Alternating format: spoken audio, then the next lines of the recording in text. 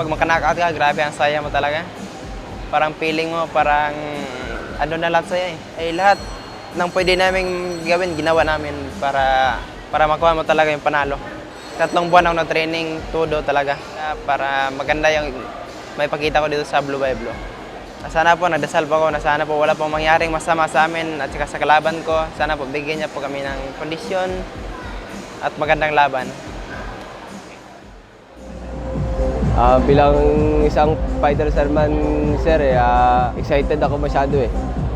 Mahiya ako na matalo kasi bigatin yung dinala kong pangalan. Una-una sir, sa boxing dapat nirespeto mo yung training eh, tsaka yung sarili mo. Ang pangarap ko talaga maging world champion sir. Yun talaga yung pangarap ko. Nagpapasalamat ako kay Coach Dalot at saka sa Sanman Boxing Gym, kay Boss GC Manangkil, Ma'am Tatatan, Boss Wangyo, JR Manangkil. Yun lang po.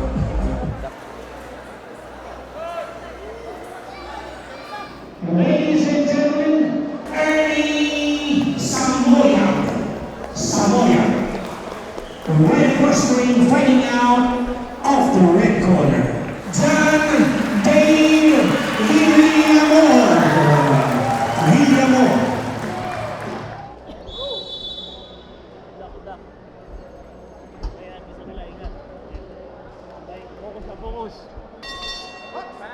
Focus, yan.